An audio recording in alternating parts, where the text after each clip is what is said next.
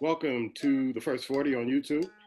It is I, Puma, along with Ice Water. Black Thor has been called in for duty, so we wish that brother well and be safe. How you doing, Ice Water? I'm good, brother. Proud to the people. Captain Funk. No doubt. I'm sure the one is going to come pretty soon, so No check out doubt. Getting on you Blog ready. Radio. Get Getting ready, you ready, baby. ready. Bringing you funk at its best. Uncut funk. The bomb. Yeah. Sound like you got a 3 on it to me, though. You hear me? Definitely gonna get a 3 on it. Mm. Let's start by talking about Mel Kiper. Man, I've been wondering about this for years. We all know that the draft is coming up with the NFL, and that's going to be a big time sporting event, and they're hyping it up. But I posted a video on our the Goon Squad Sports Radio page on Facebook, and documenting his record on every team that he's probably made a bad call on, or made a bad call on as far as who he thought they needed to draft. And they didn't even go deep into all the other bad picks that he made. But I'm trying to figure out, why are people still listening to Mel Kiper, Ice? Because one of the things that the video said is that he's been caught working with agents, hyping up players to get drafted higher and getting kickbacks from some of Mm. these players that he's hyped. So I'm trying to figure out why they didn't expose that, and why he's still at ESPN, and why is he the so-called expert. Well, sometimes things go a long time. They last a long time. And he's been doing that forever. I mean, when they first started, I think he was in his basement literally with just trying to run with papers, and he was doing the old fashioned, old school way. And Right. then technology came in, and then he was still the guy, and everybody loved him. But then it's like anything else. Sometimes an act can get old, but it's up to the people, and it's particularly up to fans and supporters to kind of pull that out. The other part of it too is, what about other individuals they have a few people now that do it as well, but it's about pulling somebody's card and calling them out on it. Yes. That's what it comes down to. Otherwise, they just keep getting away with it because he's been around forever. There are a lot of institutions that may need to, in sports, and need to back off or do some other things. But I think primarily the factor is that no one's saying anything. They talk about it a little bit, but it's more of a joking and a jokingly matter. When you talk about the records, you talk about the personnel, some picks that he missed up on, or the most important thing is the kickback thing is really crazy to me. Yeah, that was I've heard about that years ago, Yeah, but when they documented and say, yeah, he's been caught, getting kickbacks for hyping up draft picks for yeah. teams, and then the team scramble and get this player, and he turns out to be a bust. Right. That would be a problem for me because of the factor that if you miss on a pick, it's like basketball or anything that if you bet, or if you make a prediction, there's a chance you can lose, and you can just have a bad week, a bad year. Things happen. But when you start to promote people because of the factor that you want to make more money, when it's supposed to be really about how talented a person you think is, then that causes a major problem for me because it goes against your professionalism. But then again, he may say, I'm not a journalist. I'm just a guy that I watch football and I tell you what it is. You buy into it. They've been buying into it for years, and that's what they do. So this will be interesting this time because it's totally different with the virtual type situation to see how he plays out, and the role that his employer puts him in, because there's no running back and forth. He's in here in the green room and all that. Everybody's separate. So I will be interested to see how they use their coverage. Will they really use him as a major tag or vehicle in that sense? Or will they kind of go, you know what, he's on the show, but Yeah. kind of like an extra. So I'll be interested in the coverage to see, because there's not going to be a lot of room for slip ups. That's the other thing too. Yeah. Since you have to do it virtually, they're going to have to try to get this as right as possible. Yeah, please go on our page, the Goon Squad Sports Radio page, and see this video on Mel Kiper. The video is about 10 or 11 minutes long, but they go through every team in the NFL, and every time he was on television talking about different players that you knew was like, this doesn't sound right, but it's coming from Mel Kiper, so people think it's gold. One of the players that he hyped up a lot, I'm wondering if he got kicked back on, is Mitch Trubisky, because nobody saw that coming. And he was the one that was really high. He was higher on Mitch Trubisky than any other quarterback that year. And you got to be wondering, did he get a kickback from an agent who said, hey, I want this guy to make a lot of money, and I'll kick you back some funds if Mitch Trubisky gets picked very high, and the Bears fell for it, and look where they are now. Yeah, that's interesting that you say that, because one of the golden rules is that you try to stay away from anyway. There's been some exceptions. When you think about it from the standpoint of any quarterback that has only started 1 year of Division I football as a starter. I mean, you might see even if Trubisky had 1.5, 2, whatever, you kind of stay away from that, because the statistics show you that most of those guys have trouble when they go to the league. It might take them 3, 4, 5 years to make improvement or maybe get the job done in the NFL. They shine, they do a lot of great things in college in that 1 year. Mm-hmm. They make that transition over to the professional ranks. It takes them a long time, or they flame out. And you think I'm joking about that? All you gotta do is go back and look at some of the records. I'm not gonna call the names out right now because people might get a little frustrated. But there are a lot of guys who've done only 1 year or 1 and maybe 2 max, and went out there and they just had issues. So that whole kickback thing is crazy. I'm gonna have to go back and do a little bit more research to kind of think about that. Because again, go ahead. No, go ahead. But again, it just showed you though that for years we as the sports fans and media, even particularly sports fans, been buying into whatever anybody says. Like you said, is gospel. But now you're starting to see that there might be a few wrinkles. And that's what I've always said ever since I've been trying to be somewhat of a pseudo journalist / whatever fan or whatever. The whole point of it is take what I say with a grain of salt, listen to it, understand it, receive the information, digest it, dissolve it. I mean, digest it, dissect it, should I say, not dissolve it. Lord have mercy. Dissect it, check it out, and see what you think. Mm-hmm. Then at that point, based on what you viewed, make your own decision, make your own conclusion. Because you don't have to agree with me. No one has to, and I'm okay. I've never been like, oh man, you what? Even if I think I'm right.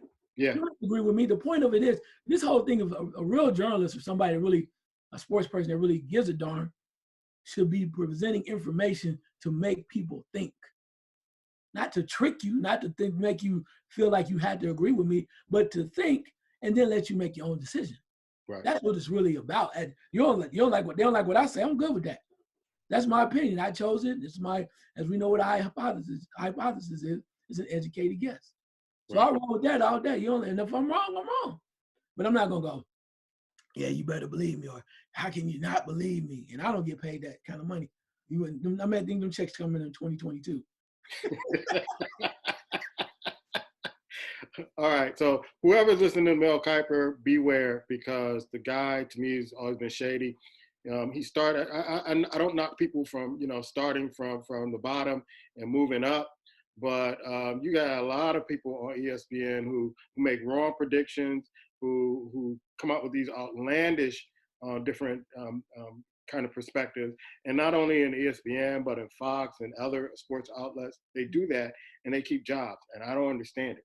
I really don't understand it, and why people still support and friend them and follow them on these social outlets, and they're dead wrong most of the time. Yeah, it's off the cuff now though too, because the switch and the change in journalism, especially in sports journalism, where it's about being first and not being right, not being correct, and almost anybody can pick up a pen or a phone and call themselves a journalist. They can ask a question and not even really ask great questions. So anybody can give opinions, and I'm not mad at that, because it's free enterprise. It's what it is.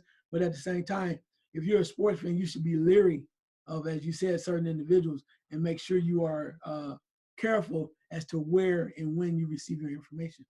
Yeah. Let's switch stories now. Willie Davis, I just saw that he passed away. The old Green Bay Packer great passed away, the Hall of Famer. Also wearing my Jackie Robinson 42. This is 75th anniversary of him breaking into the majors. Big salute out to both of them. A lot of people are passing away, but one in particular I think that will have an impact on NBA players and the NBA is Karl Anthony Towns' mom passed away from the coronavirus. And I'm thinking, Ice, that this might be an impact on some of the players who have some time to spend with their family and, not on the road playing basketball, going in and out of towns and practice and living that life as a professional athlete. And to lose someone that close, and it seems like he was really close to his mom. She was everywhere with him. I can see a lot of players in the NBA saying when they do say, hey, let's go to this location, let's do this, let's start playing. A lot of players saying, you know what, maybe I got a bit of my coins locked up. I'm not going. I don't want to leave my family, or I'm not risking it because somebody close to them. And a lot of players have met Mrs. Karl Anthony Towns' mom. She passed away with it. What are your thoughts to this, man? Yeah, well, it's really sad, man. It broke my heart when I saw that because of the factor that you could see the emotion on his face, and then you could see when he came out and made that video talking about his mom and talking about how tough it was, and trying to alert people to let people know how serious this pandemic is, and not to just kind of disregard or discard it.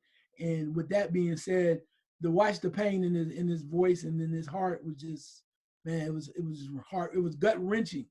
And I felt for him, and I really still now. But then I also started to think too when I thought about that with him, because he's an NBA player. But at the same time, I thought about all the others that have passed on. And the scary part of it, and to get back to your point, is the factor that so many people are not aware of how vulnerable they are to this, because it's kind of new for a lot of people, and they're not aware of their illnesses. And then that's a part of it. If they don't diagnose it early, or you don't get treatment early, then it can go, things can turn bad real quick. So these players, though, they've had time, and hopefully some of them will understand it, but others will go back because it's the money. The money's there, and that's what they do. But they might say to themselves, well, hey, what kind of things do you have in place in order to make sure that we're going to be safe? And, Right. Yeah, so I think it's going to turn around too, where people really going to ask for more precautions. You might see a lot more distancing, particularly if fans ever come back, as to maybe moving the fans back. So all of those great, nice seats that you had before, and people running up people and touching them and stuff, I think that's going to change a lot of things. And I think the NBA and other places are just going to take the L on it. But unfortunately, as much as you mentioned about them saying they got enough coins, every time we say that, somebody gonna cross the line, and they show it. And I'm not mad at them, I understand it, but that dollar rings, man. Even when it comes to your health, you think about people out here now, and the sad thing about this is too is the factor that what this situation is showing us, that it doesn't discriminate, it doesn't play any favorites. You can have all the money in the world, man, but if the situation is crazy and you don't get help enough and quick enough, or you're not in position to receive help, people are dying, man. Yeah, people are dying, no matter about colors or whatever like that too. And look at you. Don't you think with all the money that Karl Anthony Towns had, if he could have saved his mom, if he gave up everything, that he would have saved her? Yeah. Imagine that. Imagine the feeling that he had. All of the money that he's made. He's a rich man. He couldn't save his mom, man. Yeah. It's deep, bro. Yeah, we all lost our mothers on the show, and we talk on Black Show when Black Men Talk about how much our mothers meant to us in our lives.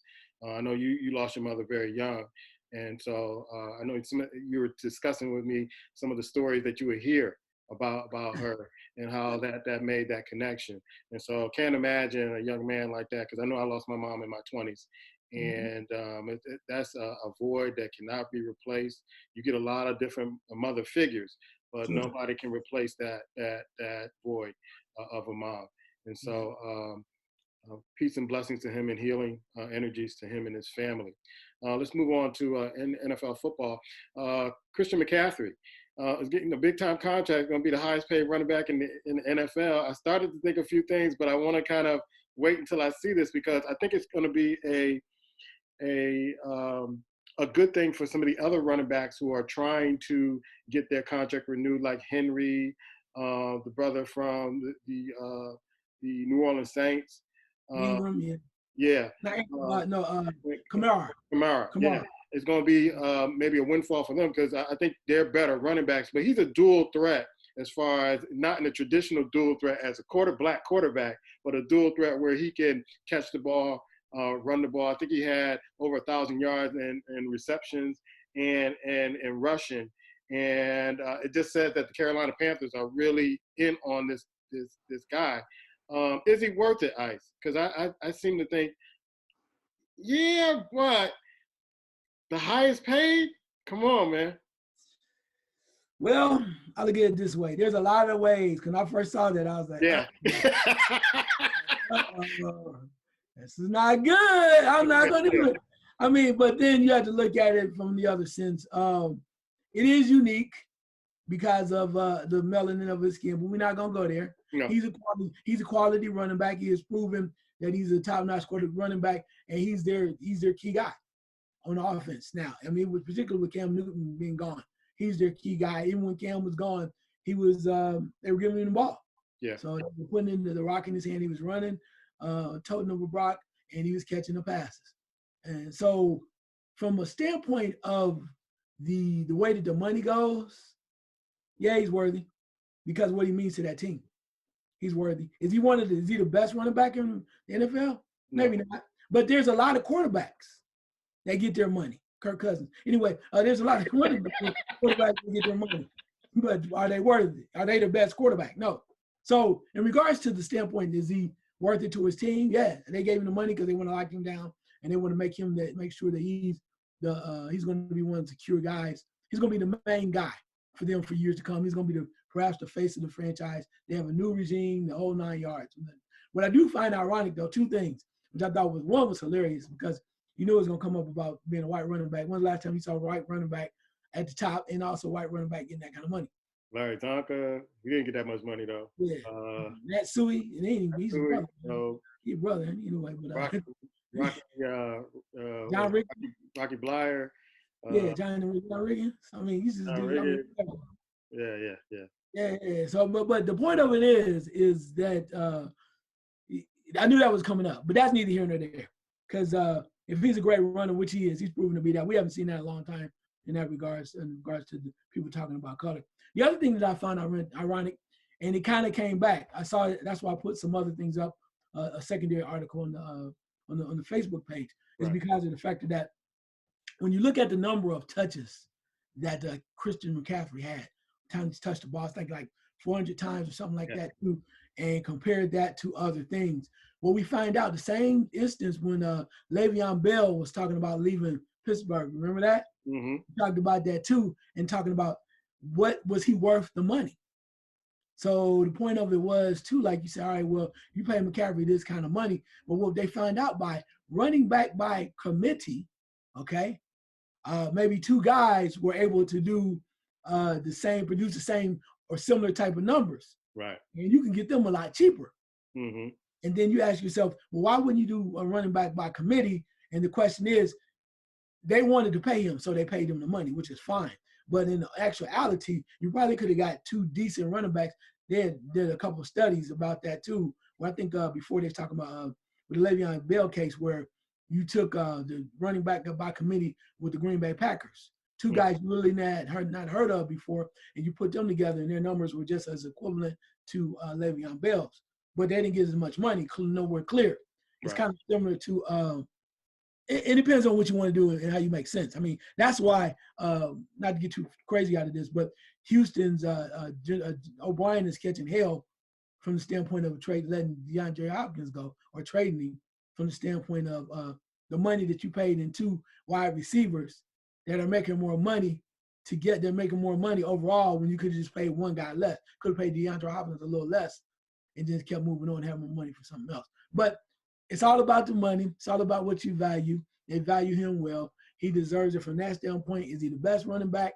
I don't think you can gauge it on how much money you make. You would think that, but as often it's his time. Like when it was Ezekiel Elliott's time, he had an option where he could get the money at that time. So depending on the running back, the contract, and their time, when it's their time to get paid and they become the highest paid player, then you got to get your money when you can. And don't get this twisted, folks, who are out there thinking that we are trying to make this a race thing, because Christian McCaffrey was one of my favorite players coming out of college. And I said, and check out our blog talk radio show, the Goon Sports radio show, I thought he should have won the Heisman, to be honest, the year he was up for it. That's how good he is out of Stanford. So I was just wondering about the timing of this. Cam leaves. They're making him the number one guy. It's a 3-year contract. He's carrying the ball 400 or touching the ball 400 times. Will he even finish the contract? because that's a lot of touches over the years. And teams are going to be keying up on him because everybody knows that he's the guy. Hopefully, this will be a domino effect to get Henry and Kamara and all those other guys that are running backs in the league who are doing just as good a job as he is doing, especially Henry, who was franchised. Get them the contract and get them their money, because to me, Henry carried that Tennessee Titan team in the playoffs. If it wasn't for him, they wouldn't have gotten as far as they gotten, and he made Tannehill a better quarterback. So hopefully that's the same plan that other teams will see. Okay, we need to pay our running backs to secure a great running back. But I'm never going to count another man's money. I'm never going to hate on him for making money. I was just wondering about the timing. And then if you're making him the workhorse, then what are you going to do for longevity? Because are you just banking on these 3 years, or are you banking on him playing for 6, 7, 8, 9 years? And are you going to re-up after his contract is up? See, I think that's where the difference is going to come, because everybody assumed because he carried the ball, he averaged whatever 400, he touched the ball 400 times, that's going to be the same way next year. I see it totally opposite from the standpoint of what they're bringing in the way that you saw the offensive coordinator that came in from college, the young guy. You saw the new head coach coming in and the way that they move the ball. And don't get it twisted, the Panthers have weapons. Yeah. They picked Anderson from the Jets, Curtis Samuel. I mean, they have a number of players now that they are going to move the ball around. And Teddy Bridgewater, McCaffrey's going to be the guy. But their issue has always been they were stagnated because they had one guy. And the other part of it too, for some reason or another, they can never get Cam Newton to kind of work with what he had to use it. Okay. Yeah, couldn't share the ball, and they just did not make enough plays. This year, I don't think you're going to see that because, yeah, McCaffrey got his money, but he's more of a threat when he doesn't have to be used as often. Yeah, and I think about those 2 4th down and goal plays that everybody knew he was getting the ball, and they lost both those games. Let's go to your Cowboys, bro. Dak and Zeke at Dak's birthday bash, and I'm wondering, now does this give Dallas the leverage to say, see, this is why we didn't want to pay you that much money, because of the decisions you're making? It does now. Maybe not before, but it does now. Because now you're making those type of decisions and you're acting as if it's no big deal. You don't care. I mean, the factor is, too, that I don't know. Maybe I'm just old. I'm old. As you can see, my hair's green. But as we go, but I'm old, yeah. But the whole point, I don't understand if you're going to do that type of thing. Not saying I recommend it. It's kind of like dope. Don't do dope. Don't do any drugs. But if you're going to do something like that, why would you let people have their phones? I don't get that. I don't get that. If I'm doing something like that back in the day, we like had everybody done. Yeah, man. And then if we do think you got it, you're going to get snuffed. From the standpoint of getting rocked on and somebody grabbing you and covering you, not killing you. But yeah, but let me give that. But no, why would you allow that to happen? And everybody gets it out. And the way that the age that we live in now, somebody's trying to get a check. Somebody's trying to get TVG or that's TMZ or whatever. I said TVG. I said horse. Payment tonight. Yeah, somewhere. TMZ. Somebody's trying to get them paid, and so people should be more aware. But yeah, when you make these type of decisions and everybody sees it, and of course Jay says, "Well, we talked to him." Yeah, he talked to him all right, but then again, he's making this little notation going, "Also, how much money you want? You can't even stay in the house. What if you got hurt? What if you caught the virus?" Right. And we go back to play football and you can still sick. There's a lot of things. So yeah, they're making notations. So, but I guess he's good with his check though. So when they come around with that contract, we don't want you crying now. When they go, you're a risk. You're a risk. We can't, we can't give you that money because we can't guarantee them you'll stay in control. Yeah, I think he just shot himself in the foot with this. And even though Zeke was doing the same thing before his contract was signed, or going to the marijuana store and all this other stuff, they're young. He will probably say, and his agent probably say, he's young, he's inexperienced. This experience will help him grow as a player and as a man. But if you're going after a contract, you don't hear these stories. I'm sure that these other quarterbacks are doing something, but you don't hear these stories come out like this. And they're very careful in what they do. Do you think Tom Brady and Aaron Rodgers and all those other players are those high-profile players haven't done something in their past that they wouldn't want to get out, but it's the way you do it. It's not what you do, it's how you do it. And he's not practicing, being safe, and that he's a celebrity, and that, he needs to watch his P's and Q's. So I think Dallas will use this as leverage. And it's sad. He's going to learn a lesson. It may cost him a few $1 million in that contract, saying, listen, we could have taken you out right at this particular moment, but we kept you here because we believe in you. You have to prove to us that you're worth it. And so now I think it's a setback for him. So let this be a lesson for high-profile players or any players in professional ranks. It's not what you do, it's how you do it. And if you don't do it and have some safeguards to it, then you will be exposed. One of the players that I always admire how he handled his off the field persona and what he did was Derek Jeter. You think Derek Jeter was the all up and up captain? No, he was doing some stuff. He was, dated, infamous in his dating life. But you never heard, I didn't hear too many stories about Derek Jeter and what he was doing, parties, anything he was doing that was out the box. And that's a sign of a professional. And if you can't act as a professional, you're not going to get paid as a professional. Yeah, I agree with you. I mean, it's kind of like that old saying of the letters KYP, know your personnel. Yeah. You don't know who you're dealing with. And the real people that know those individuals know that they're going to stay close to the vest. They're not going to do this. The other part, too, you mentioned about Ezekiel Elliott doing some wild things and still being out there. But Zeke still got his money. Yeah. Because they value Zeke. They still value Zeke. What running back, particularly a Dallas Cowboy running back, can go off and say, I'm going to Cancun or Cozumel or wherever, and I'll come when I'm getting ready, then y'all get whatever. Zeke. Because Jerry Jones knows.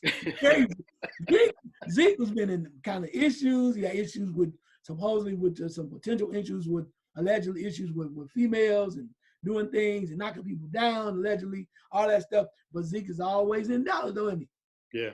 Jerry Jones had a few favorites, the playmaker. But anyway, they always find their way back to where they need to be. Jerry Jones is no fool now. If he needs you where he needs you to be, he wants to put you where he needs you to be, he'll find a way. But if you are a person that's on the edge, you might take a chance and then he's gone. Yeah. Jerry Jones, just all you gotta do is look at the books. The books don't lie. History tells you everything you need to know. How the hell is Michael Irvin always find a way to be good? Much love, playmaker, all day, baby. Thank you. Appreciate them rings. If I was Jack, I would say I was with Zeke. It was Zeke's fault. You got to. And Jerry be like, was he with you, Zeke? Y'all take them bananas.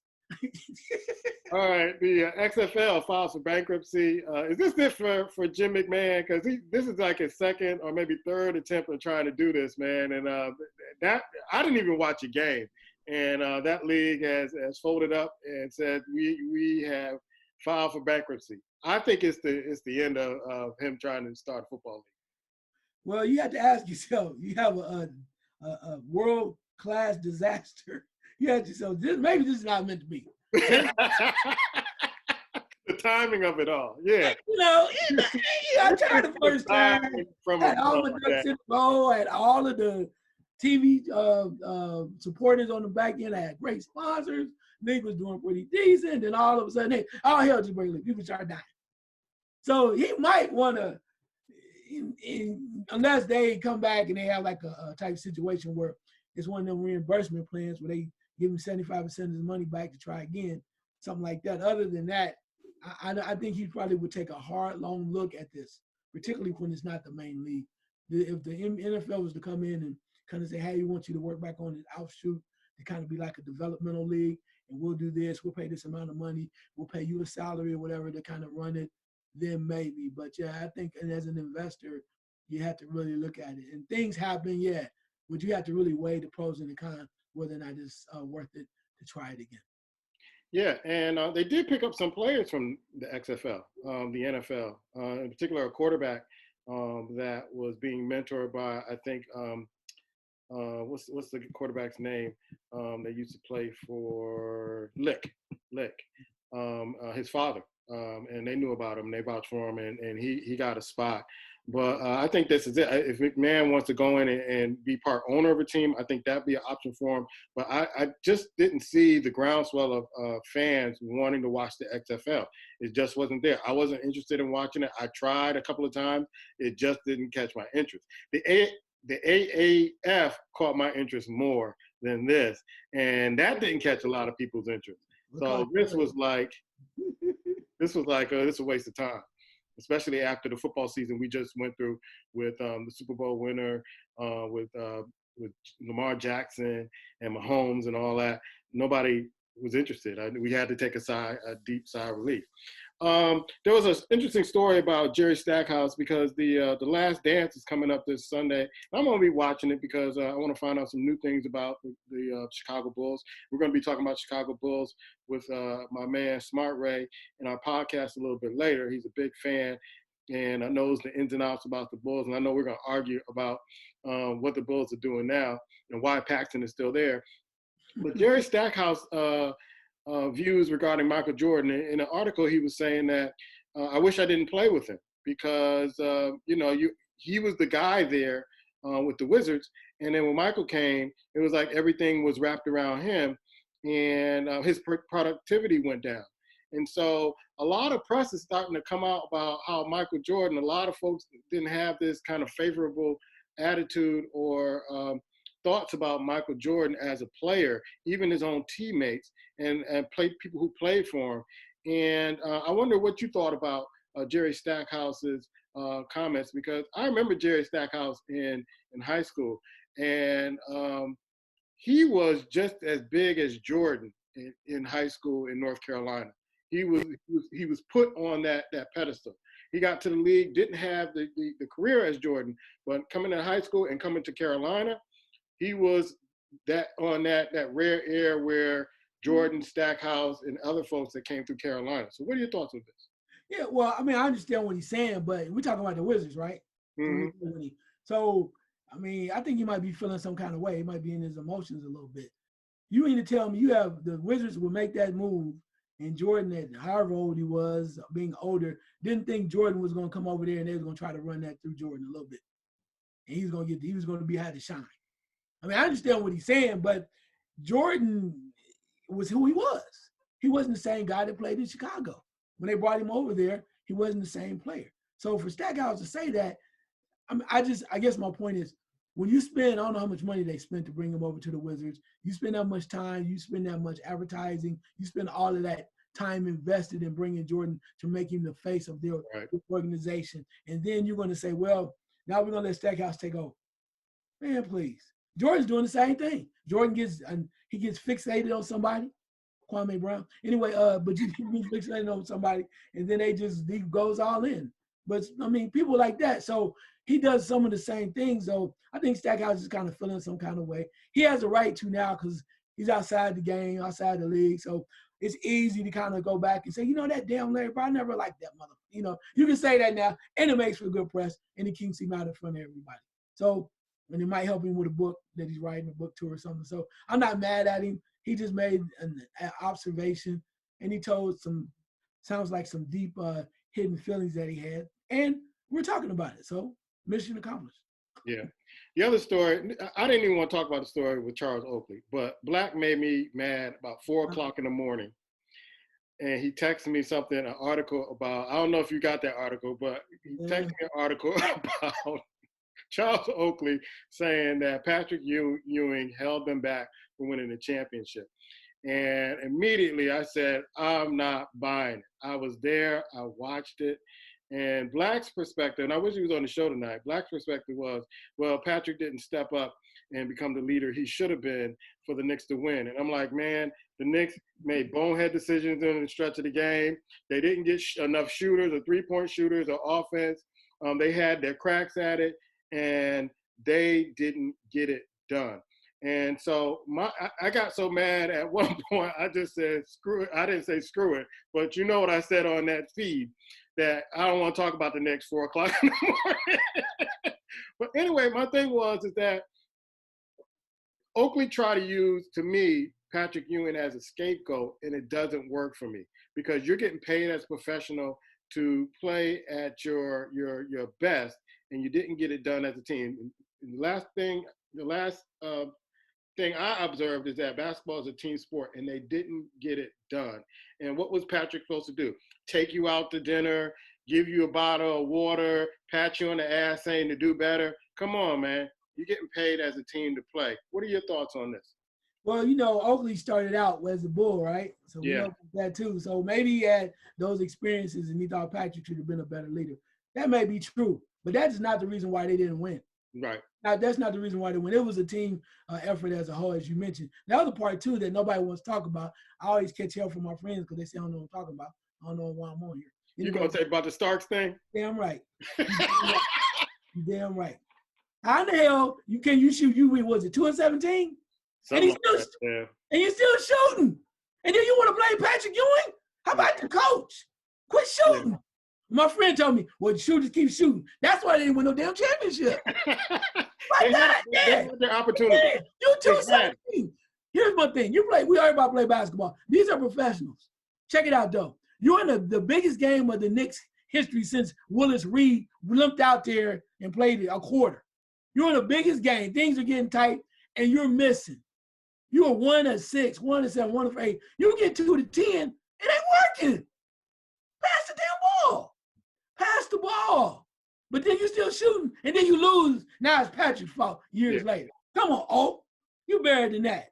Come on, man. It was a team. They lost. Yeah, I got a lot of respect for. I'm losing respect for Charles Oakley by some of the stuff that he's coming out saying. But Patrick Ewing is not the reason, and his lack of leadership, you know, allegedly, is not the reason why you didn't win an NBA championship. He should know better. He's from Virginia Union. He really had to work to get his. He really had to come up from the depths of hell, basketball hell, to get his. And maybe that's why he's mad. He feel like they should have came up like him. They had opportunity after opportunity. They had Houston in the finals. They had San Antonio in the finals. They could have got by Indiana anytime they wanted. They would play the Bulls 3/4 smart and then come up with the different ways to lose the game in the fourth quarter. So don't blame this all on Pat. It's the whole Knick organization, including the coaches and anybody that was setting up and the GM who didn't get shooters to shoot 3 points to create some offense with that awesome defense that you had. Hey, let me say this real quick before we go. Don't blame everybody else for this. You know who you blame for the one time you didn't win? OJ. That damn split screen got you, baby. Split screen got you. The Bronco got you. That's why you didn't win. I blame OJ for that, too. The split screen got you. The split screen got you. And guess what? They might have won that series, but everybody stopped watching. Yeah. Everybody saw OJ. And Charles Smith. That's what I blame. Charles Smith and OJ Simpson. There you go. Split screen. Bronco, baby. All right. We got less than a minute left, man. Any party shots before we leave? Black Thor, we love you, man. Come on back up here and get some of that, too. And quit blaming Puma, messing Puma around about them damn Knicks at 4 o'clock in the morning. One love. Jackie Robinson, baby. Appreciate you. Appreciate you. We'll see you next week. Subscribe to our channel right here on YouTube. Give us a comment. We'd love to hear what you have to say. Give us a view, share our videos, and we will see you next time. Take care. Crucifixion ain't no fiction.